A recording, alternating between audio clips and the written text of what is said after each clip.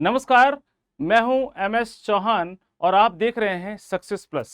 Success plus के इस online digital platform पर मैं आप सभी का हार्दिक अभिनंदन करता हूं और साथ में वंदन अभिनंदन माँ शारदा, माँ सरस्वती जो विद्या की देवी हैं। माँ सरस्वती की कृपा आप सभी विद्यार्थियों पर बनी रहे, इन्हीं मंगल कामनाओं के साथ आज हम नेक्स्ट जो पार्ट 2 चैप्टर था उसको हम करने वाले हैं। क्लियर है? ग्रोथ एंड डेवलपमेंट पार्ट 2 को करने जा रहे हैं। डियर स्टूडेंट्स, जैसा आप सभी जानते हैं कि सक्सेस प्लस फैमिली एक बहुत ही बेहतरीन काम कर रही है शिक्षा के क्षेत्र में। हमारे जितने भी आईटी टीम हैं, टेक्निकल टीम है, आपके लिए क्वालिटी ऑफ कंटेंट और स्टडी मटेरियल हमारे ऑनलाइन प्लेटफॉर्म पर पीडीएफ के माध्यम से और ऑनलाइन वीडियो के माध्यम से आप तक पहुंचाने की कोशिश कर रही है। क्लियर है? चलिए, तो जैसा आप सभी जानते हैं कि सक्सेस प्लस परिवार की एक परंपरा है कि हम अपनी क्लास की शुरुआत सरस्वती वंदना के साथ करते हैं। तो चलिए सरस्वती वंदना के साथ क्लास की शुरुआत करें। सरस्वती महाभाग्ये विद्ये कमलोचने विद्यारूपे विशालाक्षी विद्याम देहि नमस्तुते नमस्तुते नमस्तुते। माँ शारदा की कृपा आप सभी विद्यार्थियों पर बनी रहे, इन्हीं मंगल कामनाओं के साथ क्लास की शुरुआत करते हैं। आज जो टॉपिक हम कंटिन्यू करेंगे वह प्रीवियस टॉपिक का ही रिमेनिंग पार्ट है। क्लियर है? जैसा आप सभी को अगर प्रीवियस वीडियो आपने देखा होगा तो उसमें हमने डिस्कस किया था ग्रोथ एंड डेवलपमेंट के पार्ट 1 को। आज हम इस वीडियो में जो हम डिस्कस करेंगे वो है ग्रोथ एंड डेवलपमेंट के पार्ट 2 को। क्लियर है? इस पार्ट 2 को आप बेहतरीन तरीके से समझेंगे। पार्ट 1 में मैं आपको एक रिवीजन करवा दूं, शॉर्ट रिवीजन, कि पार्ट 1 में हमने 2, 3, 4 मुख्य रूप से 3 से 4 पॉइंट ऐसे थे जो कि एग्जामिनेशन पॉइंट ऑफ व्यू से बहुत ही महत्वपूर्ण है। क्लियर है? सबसे पहला तो था आपका सेफलोकॉर्डल सीक्वेंस और प्रॉक्सिमोडिस्टल सीक्वेंस, जहां से क्वेश्चंस बार बार पूछा जाता है। क्लियर है? आप हमेशा ध्यान रखेंगे कि जो सेफलोकॉर्डल सीक्वेंस होता है उसमें जो डेवलपमेंट होता है वह कहां से होता है? हेड टू टो, सिर से पैर की ओर होता है। और दूसरा जो हमने एक टर्म बताया था आपको प्रॉक्सिमोडिस्टल सीक्वेंस, उसमें centre part two outer part की ओर होता है। यहां से प्रश्न पूछे गए हैं। दूसरा जो महत्वपूर्ण था वह था बायलेटरल टू यूनिलेटरल। क्लियर है? यह कंसेप्ट भी आपको पता है कि बच्चे पहले किसी भी वस्तु को उठाने के लिए दोनों हाथों का प्रयोग करते हैं और फिर बाद में एक हाथ का प्रयोग करते हैं। क्लियर है? यानी यहां पर बेसिकली आपको यह समझ में आ रहा होगा कि उस चैप्टर से जो मेन की पॉइंट है, जहां से क्वेश्चंस पूछे जा रहे हैं, वो कौन कौन से हैं। और तीसरा जो सबसे महत्वपूर्ण था वह था आपका मोटर डेवलपमेंट, उसमें ग्रॉस मोटर और फाइन मोटर। ग्रॉस मोटर में आपको बताया था जब हमारे large muscles and bones involve होते हैं किसी क्रिया को करने के लिए, तो वो किस में आएगा? ग्रॉस मोटर में आएगा। और जब हम small muscles and bones involve होते हैं किसी कार्य को करने के लिए, तो वो फाइन मोटर आएगा। तो कुछ इस प्रकार से उसमें मुख्य मुख्य पॉइंट्स हैं जो कि एग्जामिनेशन पॉइंट ऑफ व्यू के दृष्टिकोण से बहुत ही महत्वपूर्ण है। आज हम डिस्कस करेंगे उसी का रिमेनिंग पार्ट, पार्ट 2। चलिए देखते हैं। सबसे पहले देखिए यह तस्वीर आपको बिल्कुल क्लियरली हमारे डिजिटल बोर्ड पे देख पा रहे होंगे आप। यह है जीन पियाजे। क्लियर है? जीन पियाजे, इनका एक्चुअली देखें तो यह एक क्या थे, एक तरह से कह सकते हैं इनका जो अप्रोच था वह कंस्ट्रक्टिविज्म अप्रोच था। क्लियर है?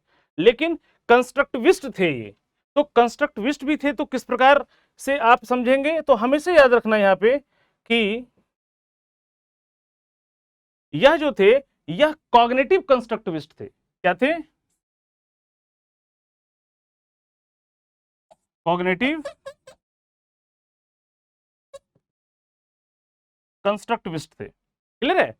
हमेशा याद रखना, इन्होंने इस पर बहुत अच्छा काम किया है। हम अपने आने वाले वीडियो में इनके ऊपर एक सेपरेट चैप्टर लेके आने वाले हैं बहुत जल्द। क्लियर है? जिसे आप देखना ना भूलें। इसलिए आपको मैं कहना चाहता हूं कि आप चैनल को लाइक, शेयर और सब्सक्राइब जरूर कर दें और बेल आइकन को जरूर प्रेस कर दें ताकि हमारी अपकमिंग वीडियो आप तक समय पर मिलती रहे। चलिए अब हम ध्यान देते हैं यहाँ पे जो जीन पियाजे थे, आपने सुना होगा कि इन्होंने जो दिया था थ्योरी वो था कॉग्निटिव डेवलपमेंट थ्योरी को, और यह एक अप्रोच जो रखते थे वो कंस्ट्रक्टिविस्ट थे ये, और कंस्ट्रक्टिविज्म अप्रोच रखते थे, और यह कॉग्निटिव कंस्ट्रक्टिविस्ट थे, है ना। इनका जो थ्योरी था वो था cognitive development of theory. Clear है? चलिए, अब दूसरा जो है यह है लेव वाइगोत्स्की।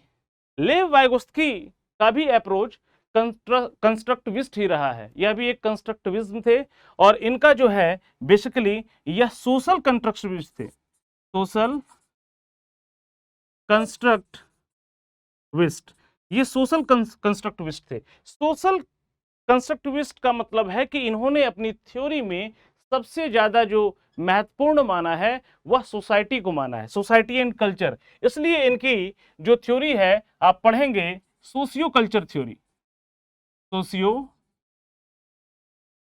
कल्चर थ्योरी इन्होंने ही दिया था।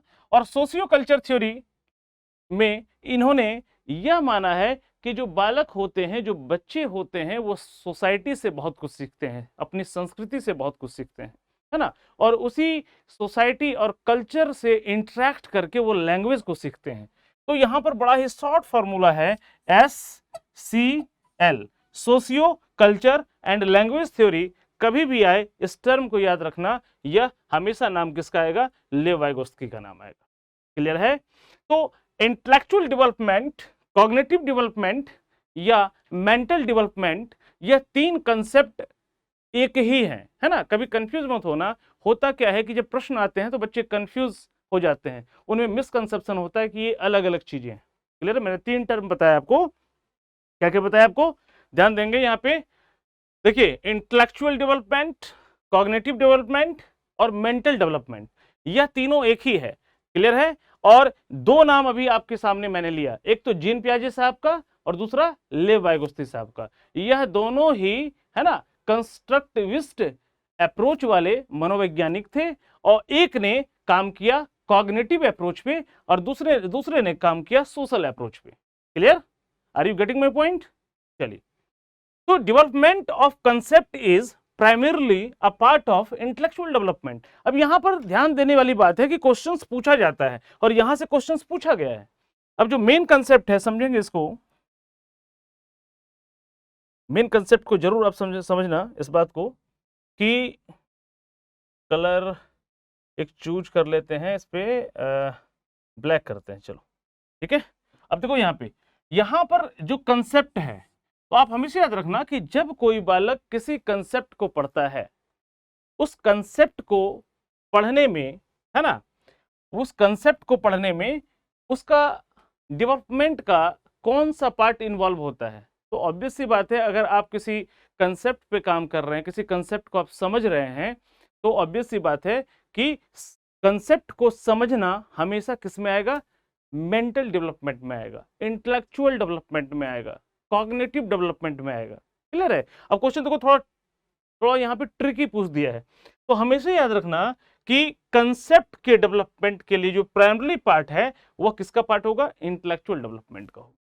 क्लियर है? क्योंकि कंसेप्ट को समझने के लिए हम किसका इस्तेमाल करते हैं? ब्रेन का। ब्रेन का जो रिलेशन है वो किससे है? आपके इंटेलेक्चुअलिटी से है, कॉग्निटिव से है और मेंटल से।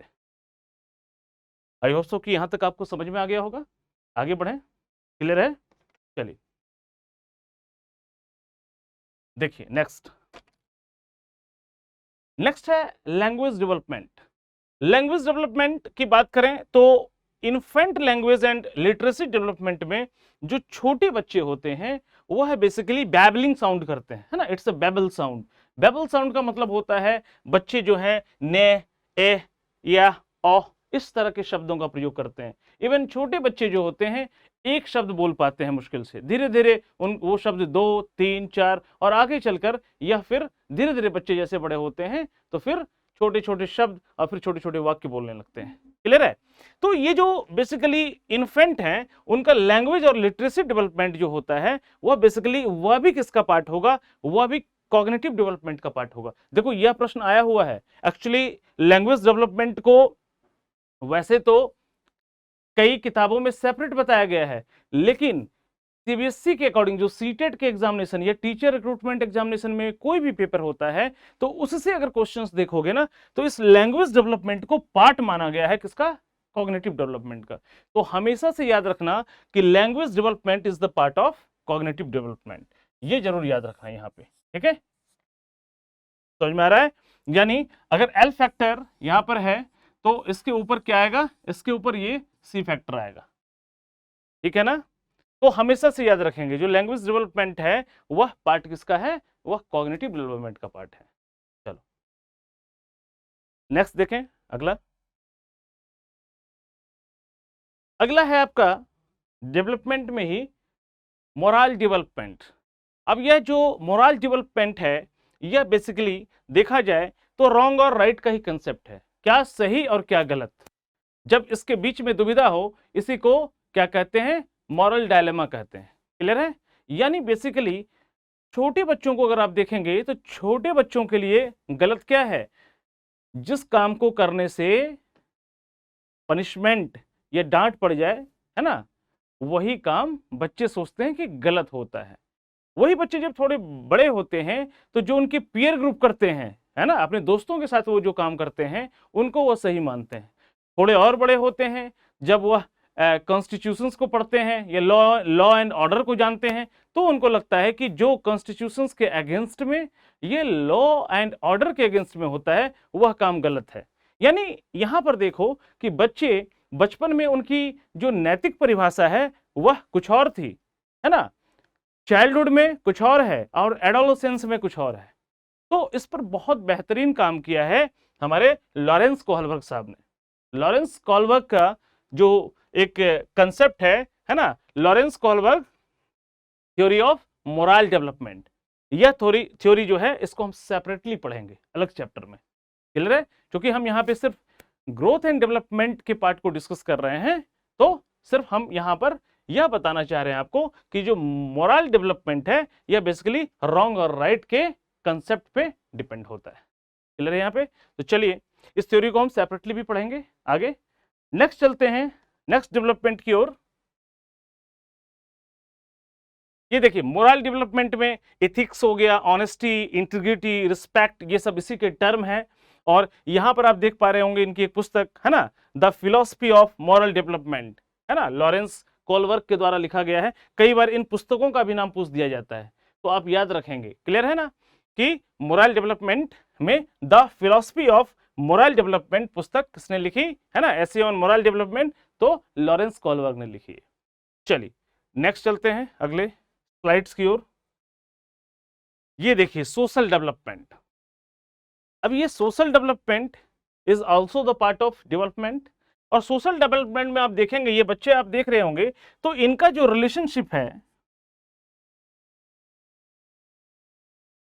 इनका जो रिलेशनशिप है किसके साथ, अपने पीयर के साथ, अपने फ्रेंड के साथ, क्लियर है, या फिर अपने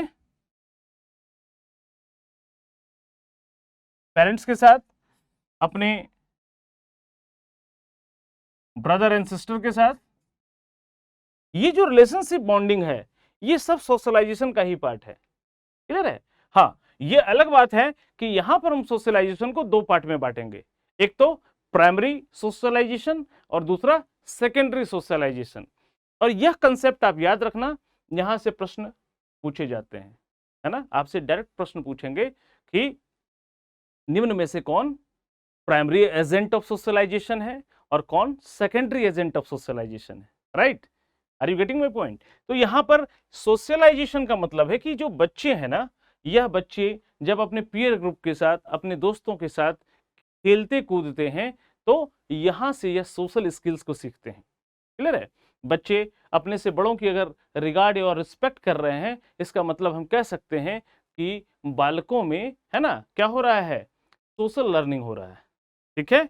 तो आप देख पा रहे होंगे यहां पर एक पूरा सोशल डेवलपमेंट का क्या है, यहां पर एक तरह से सभी बच्चे मिलजुल कर खेल रहे हैं। तो बात करेंगे नेक्स्ट इसके पार्ट के बारे में जहां से प्रश्न पूछे जाते हैं। चलिए ये देखते हैं।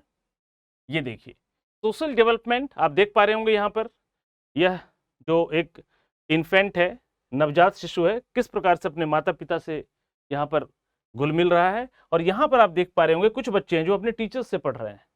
अब इस फिगर को दिखाने का क्या मतलब है? यह मतलब है यहाँ पर कि ये जो प्राइमरी सोशलाइजेशन है ना, यह जो आप देख पा रहे हैं जो प्राइमरी सोशलाइजेशन है, यह प्राइमरी सोशलाइजेशन बच्चे को कहां से मिलता है? बच्चे की फैमिली से। याद रखना, family is the part of primary socialisation. Family हो गया, और यहीं पर आप याद रखना extended family. Extended family, extended family को भी हम प्राइमरी सोशलाइजेशन का ही पार्ट मानते हैं। एक तो फैमिली, दूसरा एक्सटेंडेड फैमिली। एक्सटेंडेड फैमिली का मतलब होता है जैसे आपके ताऊ जी, चाचा है ना, जो दूर के रिलेशन में है, क्लियर है, वो भी प्राइमरी सोशलाइजेशन का ही पार्ट है। और रिलीजन को भी एक बार याद रखना, रिलीजन भी प्राइमरी सोशलाइजेशन में आएगा, कभी कंफ्यूज मत होना। क्या रिलीजन भी किस में आएगा? प्राइमरी सोशलाइजेशन में आएगा। तो तीन मुख्य बात, कभी भी प्रश्न, कभी भी क्या, हर साल पूछता है यह प्रश्न। आप देखना सीटेट में या अन्य टैट में या कई बार केबीएस में, नवोदय विद्यालय में, है ना, ऑल टीचर रिक्रूटमेंट एग्जामिनेशन में आप देखेंगे तो यहां से प्रश्न होते ही होते हैं सोशलाइजेशन से। तो हमेशा याद रखना कि ग्रोथ एंड डेवलपमेंट में यह एक छोटा सा कंसेप्ट समझ लो कि जो प्राइमरी सोशलाइजेशन है वह बच्चे की फैमिली, उनके एक्सटेंडेड फैमिली और रिलीजन आएगा इसमें। तो अब सेकेंडरी सोशलाइजेशन में कौन आएगा? तो सेकेंडरी सोशलाइजेशन में जो आएगा वह बच्चे का कौन आएगा? ध्यान देना यहां पर, यह बच्चे का पीयर, फ्रेंड, टीचर, स्कूल, है ना, ये सब जो है यह रोल प्ले करते हैं सेकेंडरी सोशलाइजेशन में। ठीक है, यहां पर फैमिली है तो फैमिली का मतलब आप समझ गए होंगे। अगर आप इसे भी क्लियर करना चाहते हैं तो फैमिली का मतलब क्या?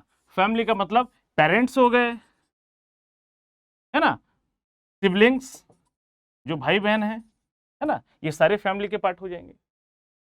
Are you getting my point? तो यह समझना होगा आपको। और सेकेंडरी सोशलाइजेशन किसमें आएगा? आपके दोस्त, है ना, आपके स्कूल के टीचर, है ना, विद्यालय, ये सब रोल किसमें प्ले करेंगे? सेकेंडरी सोशलाइजेशन का रोल प्ले करेंगे। क्लियर है? तो ये जरूर कंसेप्ट याद रखिएगा, यहां से प्रश्न हर बार पूछा गया है। चलिए नेक्स्ट स्लाइड में चलते हैं, अगले स्लाइड्स की ओर। Emotional development. इमोशनल डेवलपमेंट में आप देख रहे हैं यहां पर बच्चे काफी इमोशनल होते हैं, है ना, और बेसिकली आप देखें तो कई बार पूछ दिया जाता है कि बेसिकली जब बच्चे जन्म लेते हैं तो क्या उस समय इमोशंस होता है? नहीं, उस समय इमोशंस नहीं होता, उसमें कह सकते हैं आपकी एक एक्साइटमेंट होता है। क्लियर है? इमोशंस बाद में आता है। क्लियर है? तो ये ध्यान रखेंगे कंसेप्ट को। अब देखिए सबसे यहाँ पर 3-4 पॉइंट हैं जो कि बहुत महत्वपूर्ण है एग्जामिनेशन पॉइंट ऑफ व्यू से। सबसे पहला, emotional development refers to the ability to recognise, express and manage feelings at different stages of life and to have empathy for the feelings to others. भाई इमोशंस क्या है? Emotions basically हम अपनी भावनाओं को, है ना, दूसरे के समक्ष व्यक्त करते हैं, है ना, चाहे वो खुशी का हो, चाहे वो गम का हो। क्लियर है? चाहे किसी से प्यार हो, किसी से नफरत हो, किसी से ईर्ष्या हो, किसी से सहानुभूति हो, ये सब इमोशंस का ही तो पार्ट है। क्लियर है? दूसरा पॉइंट देखिए, children emotions are very intense, it's very intense then adults, है ना, एडल्ट्स की तुलना में इनके इमोशंस काफी इंटेंस होते हैं। As they grow they learn to hide and control their emotions. छोटा बच्चा जो है ना, वह कभी भी इमोशंस को ना कंट्रोल नहीं कर सकता, वो खुल के इमोशनल होता है। जैसे अगर 3 वर्ष का कोई बालक है और तुम उसे अगर विद्यालय ले जाने की कोशिश करोगे तो वहीं पे वो जोर जोर से रोने लगेगा, है ना, क्योंकि वो हाइड नहीं कर रहा है अपने इमोशंस को कि भाई मैं नहीं जाना चाहता, आप क्यों ले जा रहे हो, तो रोने लगेगा। लेकिन वही अगर 8 साल के बच्चे को आप विद्यालय ले जा रहे हैं तो 8 साल वाला बच्चा अपने इमोशंस को हाइड और कंट्रोल करना सीख लेता है। ठीक है? अब वो बच्चा रोएगा नहीं, बल्कि हो सकता है अपने शोल्डर को टाइट कर ले, या उसके मुंह पे, उसके फेस पे एक अलग सी उदासी सी आपको देखने को मिलेगी, यानी उससे आप पकड़ सकते हैं कि यह बच्चा विद्यालय नहीं जाना चाहता है। तो 3 साल के बच्चे का स्कूल ना जाने का जो प्रतिक्रिया है और 8 साल के बच्चे का स्कूल ना जाने की जो प्रतिक्रिया है, जो इमोशंस दिख रहा है, वो कितना डिफरेंट है। जस्ट बिकॉज ऑफ कि छोटे बच्चे अपने इमोशंस को कंट्रोल करना नहीं जानते हैं, है ना। जबकि जैसे जैसे उम्र बढ़ता है तो बच्चे अपने इमोशंस को हाइड भी कर सकते हैं और कंट्रोल भी कर सकते हैं। Are you getting my point? अगला देखिए, children emotions last only few minutes. ऐसा होता है कि छोटे बच्चे जो हैं आपस में, आपने देखा होगा कि अभी लड़ाई किया और 5 मिनट के बाद फिर दोस्ती हो गई। स्टेबल नहीं होता वह तुरंत, या फिर आप उस बच्चे को किसी कारणवश उनकी गलतियों पे आपने उन्हें पीट दिया उस बच्चे को, और फिर आधे घंटे के बाद उस बच्चे को टॉफी दे दो, वो खुश हो जाएगा।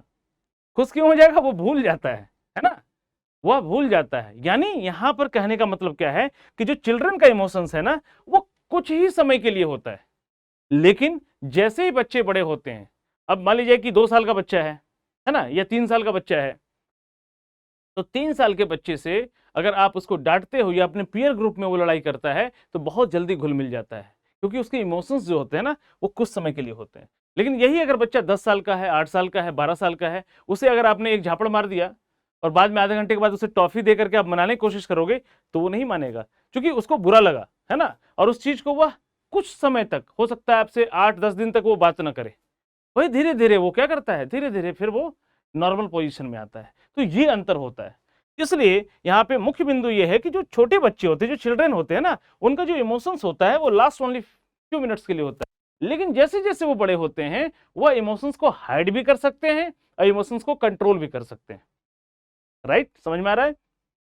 Emotional development depends on the physical development of the child. जो इमोशनल डेवलपमेंट है ना, यह डिपेंड करता है फिजिकल डेवलपमेंट पे। क्यों? क्योंकि आपने देखा होगा कि अगर शारीरिक रूप से कोई बच्चा लीन एंड थीन है, दुबला पतला है, तो वो चिड़चिड़ा होता है ना। उसके इमोशंस ने बहुत ज्यादा सस्टेन नहीं करते, फ्लक्चुएट होते रहते हैं। क्लियर है? तो यह कुछ मुख्य बिंदु है जिससे आपके प्रश्न पूछे जा सकते हैं, है ना। और वो क्या है? तो यह children emotions are very intense then adult, number 1। दूसरा, as they grow they learn to hide and control their emotions, है ना। जैसे जैसे वो सीखते हैं वैसे वैसे वो अपने संवेगों पर नियंत्रण और संवेगों को छिपाना सीख जाते हैं। और क्या है? Children emotions last only few minutes. और बच्चे के इमोशंस जो होते हैं कुछ समय के लिए होते हैं। क्लियर है? जैसे जैसे बच्चा बड़ा होता है तो फिर वह इमोशनल तरीके से भी, इमोशनल मतलब एजुकेशन लेकर के वो लर्न कर लेता है कि कहां पर क्या रिएक्ट करना है, कब इमोशंस को हाइड करना है, कब इमोशंस को कंट्रोल करना है। क्लियर है? चलिए, और इधर देख रहे हैं, बहुत देखिए कितना जबरदस्त फेस बनाया हुआ है बच्चा। यहाँ देखिए, ये हैप्पी, सैड, एंग्री, सरप्राइज्ड, देख रहे हो आप? इसके मुंह को देख करके, इसके फेस के एक्सप्रेशन को देख करके बता सकते हैं कि यहाँ पे किस प्रकार का इमोशंस दिख रहा है। क्लियर है? Are you getting my point? बहुत बेहतरीन।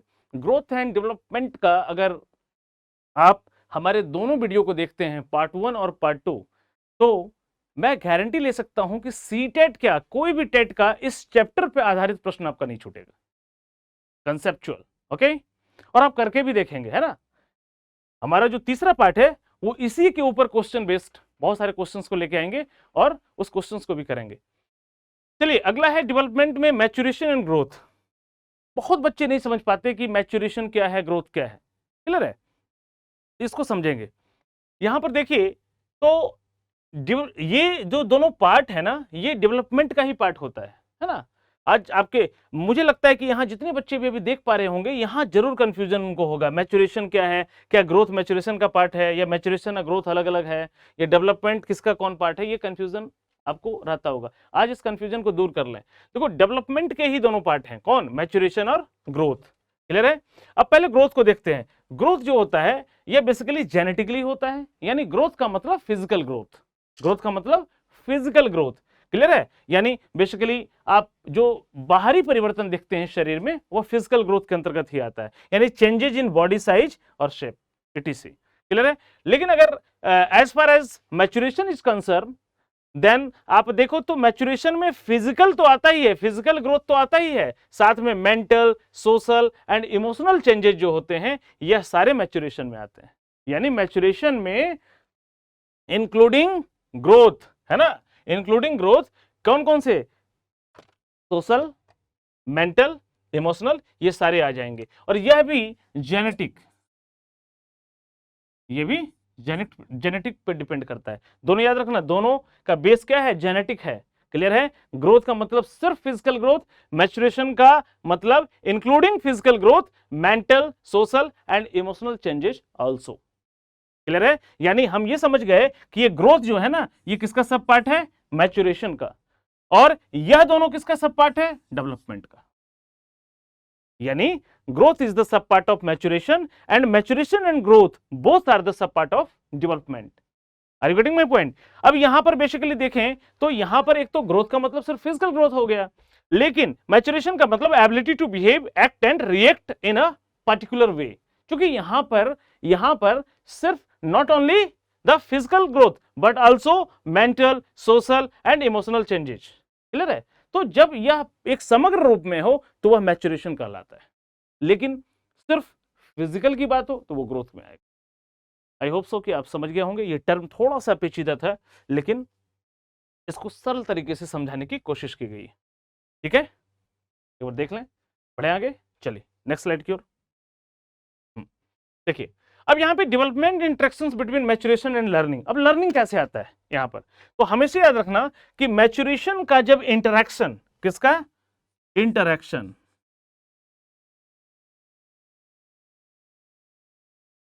मैच्योरेशन का जो इंटरेक्शन है ना, जब इंटरैक्ट करता है, जब ये इंटरैक्ट करेगा किसके साथ, या मैच्योरेशन इंटरैक्ट करेगा किसके साथ, लर्निंग के साथ, तो डेवलपमेंट होता है। Are you getting my? फिर से सुनो, मैच्योरेशन का जब इंटरैक्शन, जब मैच्योरेशन इंटरैक्ट करेगा किसके साथ, लर्निंग के साथ, तो क्या होता है, डेवलपमेंट होता है। कैसे? मैच्योरेशन में आपको बताया मैंने कि फिजिकल ग्रोथ तो आता ही है, साथ में mental, social and emotional changes भी आते हैं, ये सारा मैच्योरेशन है। और जब इसका इंटरेक्शन लर्निंग के साथ होता है, यानी जब हम लर्निंग का मतलब क्या, एक्सपीरियंस, नॉलेज, प्रैक्टिस, है ना, तो इन दोनों के इंटरेक्शन से ही डेवलपमेंट होता है।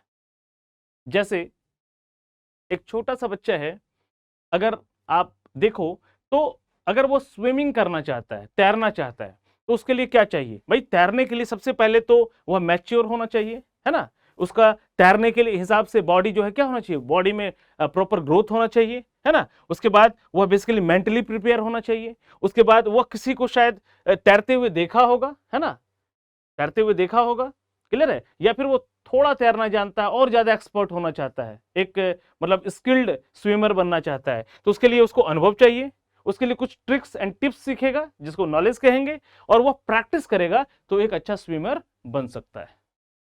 Are you getting my point? यानी यहां पर एक अच्छे स्विमर बनने के लिए, एक अच्छा तैराक बनने के लिए उस बच्चे में मैच्योरेशन भी जरूरी है, और उसका जब इंटरेक्शन लर्निंग से होगा तो वह एक अच्छा, एक स्किल्ड स्विमर बन सकता है, एक अच्छा तैराक बन सकता है। Are you getting my point? तो दोनों ही महत्वपूर्ण है बच्चों यहां पर, है ना। इसलिए development interactions between maturation and learning, यह जो पॉइंट है यह आपका जो है एग्जामिनेशन पॉइंट ऑफ व्यू से बहुत महत्वपूर्ण है। क्लियर है यहां पे? चलिए आगे बढ़ते हैं नेक्स्ट स्लाइड की ओर। देखिए यहां पर difference between growth and development की बात करें तो मैंने आपको बताया था कि ग्रोथ जो है वो किसका सब पार्ट है, वो डेवलपमेंट का सब पार्ट है। क्लियर है? यहां पर इस तरह से आप समझ सकते हैं कि ये जो ग्रोथ है, यहां पर मैच्योरेशन को आप बना दें एम फैक्टर, और इसके ऊपर बना दें डेवलपमेंट को, यानी growth is the sub part of क्या, maturation, and both are the sub part of development. ये फिगर आप याद रखेंगे। क्लियर है? यहां पे यहां से कई बार प्रश्न पूछा गया है। नेक्स्ट अगले स्लाइड में अब देखिए ये डिफरेंसेस है ना, कई बार अब वहां सब्जेक्टिव क्वेश्चंस तो नहीं आएगा, लेकिन यहीं से क्वेश्चंस पुट अप करेंगे ऑब्जेक्टिव तरीके से। कैसे? दो चार पॉइंट यहां पे ध्यान देना कि ग्रोथ एंड डेवलपमेंट में अंतर को समझेंगे। तो एक अंतर तो ये है कि भाई ग्रोथ का मतलब होता है फिजिकल ग्रोथ, है ना, यानी जब आपके वेट में, साइज में, है ना, लेंथ में वृद्धि हो और एक प्रकार से शारीरिक वृद्धि हो, तो वह ग्रोथ जो है वह किसका पार्ट कहलाएगा, फिजिकल ग्रोथ का पार्ट कहलाएगा। यानी the term growth is used in physical sense, it generally refers to increase in size, length, height and weight. It is quantitative. याद रखना, यहां से प्रश्न पूछा जाता है, हमेशा याद रखना, अगर ग्रोथ पूछे तो क्या बोलोगे, ग्रोथ कैसा होता है, क्वांटिटेटिव होता है। डेवलपमेंट कैसा होता है, तो क्वालिटेटिव होता है। एक तो ये पॉइंट ये याद रखना, ठीक है। ग्रोथ कैसा होता है, क्वांटिटेटिव होता है, और डेवलपमेंट कैसा होता है, क्वालिटेटिव होता है, ठीक है। क्योंकि यहां पर क्वालिटेटिव का मतलब है कि ग्रोथ तो इसमें है ही, लेकिन साथ में सोशल डेवलपमेंट, इमोशनल डेवलपमेंट, है ना, हर तरह का जो डेवलपमेंट है ये सारा क्वालिटेटिव में आएगा। यानी development implies overall changes in shape, form और structure resulting in improved working और functioning. It indicate the changes of quality और character rather than qualitative changes. यानी यहां पर अगर ग्रोथ की बात कहें तो आप समझ लो कि सिर्फ फिजिकल की बात कर रहा है, ठीक है, और ये किस में आएगा, ये क्वांटिटेटिव में आएगा, है ना, just because that can be measured. Clear है, उसको हम माप सकते हैं. बट यहां पे डेवलपमेंट को हम माप नहीं सकते. अब किसी का सोशल डेवलपमेंट हुआ या नहीं हुआ है, या कोई बच्चा अगर बड़ों का रिस्पेक्ट कर रहा है, तो हम ये कह सकते हैं कि हाँ, इस बच्चे में सोशल लर्निंग हो रहा है, इस बच्चे में सोशल डेवलपमेंट हो रहा है. बट उसको माप तो नहीं सकते ना कितना हो रहा है, हाँ महसूस कर सकते हैं. तो हमेशा याद रखना कि जो डेवलपमेंट होगा वो क्वालिटेटिव होगा. यहां से क्वेश्चन पूछा जाता है, डेवलपमेंट हमेशा क्वालिटेटिव होगा और ग्रोथ जो हमेशा होगा वो क्वांटिटेटिव होगा. क्लियर है, नंबर वन. दूसरा, growth can be measured. Growth can be measured. जैसे आपकी हाइट है तो हम मापते हैं ना भाई, कितना 5 फीट 2 इंच है, 3 इंच है. क्लियर है, आपका भार है, हम नाप सकते हैं भाई 60 kg, 62 kg, 65 kg. तो that can be measured. But यहां पर difficult to measure development. Development को हम नहीं माप सकते. ठीक है, growth is one of the part of development process. Development in its quantitative from term as growth. Quantitative क्यों है, क्योंकि यहां पर इसको मेजर्ड कर सकते हैं. ग्रोथ किसका पार्ट है, तो डेवलपमेंट का ही पार्ट है, एक सब पार्ट है. ठीक है, development is wider and comprehensive term, है ना. It refers to overall changes in individual, growth is of its part. Growth development में तो ऑलरेडी ग्रोथ है ही, साथ में moral development, emotional development, social development, ये सारी चीजें हैं. क्लियर है, तो यहां पर अपने आप में ये क्या है, वाइटल है ना, काफी बड़ा है. ठीक है, यह नैरो है बट ये वाइटल है. ये भी कह सकते हैं कि growth is a narrow term but development is a vital term. Clear है, चलिए next. Growth means change in body. आप सभी जान रहे हैं, इतने देर से मैं यही समझाने की कोशिश कर रहा हूं कि ग्रोथ का मतलब फिजिकल ग्रोथ, यानी आपके बॉडी में जो बाहरी चेंजेस देखने को मिलते हैं वो ग्रोथ का ही पार्ट है.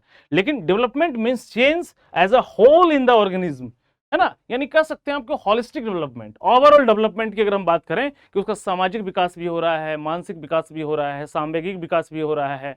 क्लियर है, उसका शारीरिक विकास भी हो रहा है. तो सभी तरह के विकास को हम डेवलपमेंट कहेंगे, लेकिन सिर्फ फिजिकल डेवलपमेंट यानी सिर्फ शारीरिक विकास को ग्रोथ कहेंगे. राइट, और लास्ट पॉइंट है, growth does not continue throughout life. It stops when maturity has been attended. यानी ग्रोथ एक समय सीमा के बाद जाने के बाद रुक जाता है ना. आपकी हाइट पूरी जिंदगी तो नहीं बढ़ते रहती है बुढ़ापे तक, है ना. यह बेसिकली किशोरावस्था तक बहुत फास्ट, और फिर एडल्टहुड यानी वयस्कावस्था तक जाने के बाद यह रुक जाती है, आपकी हाइट रुक जाती है ना. उसके बाद उसका, है ना, बढ़ना नहीं होता है. यानी वो यह बेसिकली क्या है, डिसकंटिन्यू, ज्यादा कंटिन्यू होता है, एक समय के जाने के बाद रुक जाता है. But development it is a continuous process. यह निरंतर चलता रहता है, यह सतत चलता रहता है. It does not and on attainment of maturity. यह आप जब मैच्योर हो जाते हैं, जब एडल्ट हो जाते हैं तो भी नहीं रुकता. और मैं तो ये कहूंगा कि यह जो है बेसिकली गर्भावस्था से स्टार्ट होता है डेवलपमेंट, और आपके जब तक आप मृत्यु के, है ना, मृत्यु की गोद में ना चले जाएं तब तक आपका डेवलपमेंट होता रहेगा. यानी बुढ़ापे में भी डेवलपमेंट होता है, समझ रहे हैं. किसी भी स्टेज में आप इन्फेंसी स्टेज की बात करें, अर्ली चाइल्डहुड की बात करें, लेटर चाइल्डहुड की बात करें, एडोलेसेंस की बात करें, एडल्टहुड की बात करें, ओल्ड एज की बात करें, कंटिन्यू, है ना, from the infancy stage to old age, ये कंटिन्यू होता है डेवलपमेंट. बट ग्रोथ एक निश्चित समय सीमा के बाद रुक जाता है. तो ये डिफरेंसेस आपको अच्छी तरीके से समझ में आ गया होगा. चलते हैं नेक्स्ट स्लाइड में, यहां से भी प्रश्न पूछे गए हैं.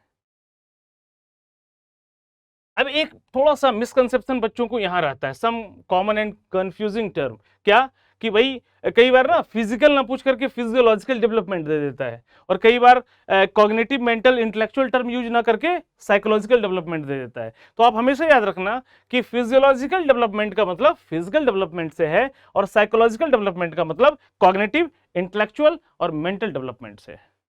Are you getting my point. तो यह बहुत ही महत्वपूर्ण बिंदु है. ठीक है, चलिए बस आपको इतना ही याद रखना है कि अगर इस टर्म को इस्तेमाल करता है तो आपके दिमाग में ये होना चाहिए कि यह बात तो फिजिकल डेवलपमेंट की कर रहा है. अगर साइकोलॉजिकल डेवलपमेंट की बात कर रहा है तो बात वह कॉग्निटिव, इंटेलेक्चुअल और मेंटल डेवलपमेंट का कर रहा है. क्लियर है. और इस तरह से यह बेसिकली पूरा जो ग्रोथ एंड डेवलपमेंट का चैप्टर है वह फिनिश हो गया है। यह 2 पार्ट में हमने इसलिए बनाया ताकि आपको बेटर एक्सप्लेन कर सकें, है ना। आपने बेसिकली बहुत बच्चे रोट लर्निंग करते हैं, क्रैमिंग करते हैं, चीज़ों को रट लेते हैं, कंसेप्ट से नहीं बनाते हैं और बाद में पैडागोजी के क्वेश्चन उनसे बनते नहीं हैं। क्लियर है। तो सक्सेस प्लस की यह एक कोशिश रही है आपके लिए कि आपको एक कंसेप्चुअल वीडियो दिया जाए ताकि उस कंसेप्ट के आधार पर किसी भी प्रकार का प्रश्न आप आसानी से बना सकें। आई होप सो कि आपको यह वीडियो काफ़ी पसंद आने वाला है। तो अगर आपको यह वीडियो सार्थक लगे, है ना, ऑथेंटिक लगे और आपको लगे कि हाँ इस वीडियो से हमने कुछ सीखा या हमारे मिसकंसेप्शन जो थे पहले वह दूर हुए हैं, तो बेसिकली इस वीडियो को लाइक शेयर और सब्सक्राइब करना ना भूलें। और हमारे जो ऐप है उसको आप गूगल प्ले स्टोर पे से भी आप डाउनलोड कर सकते हो सक्सेस प्लस के नाम से। ठीक है। तो अब जो नेक्स्ट वीडियो रहने वाला है बच्चों, ये ग्रोथ एंड डेवलपमेंट के ही ऊपर जो क्वेश्चंस हमने तैयार किए हैं वह क्वेश्चंस हम लेके आएंगे जो कि growth and development question practice series part 3 होगा, है ना। ताकि आपने अगर जो 2 वीडियो में जो कंसेप्ट लिए हैं उस कंसेप्ट पे आधारित उन प्रश्नों को हम करेंगे। ठीक है। तो चलिए, thank you for watching. You like the videos, please subscribe the channel. मिलते हैं आपसे इसी प्रकार के नेक्स्ट वीडियो में। आप अपना बहुत ख्याल रखें। तब तक के लिए जय हिंद, जय भारत।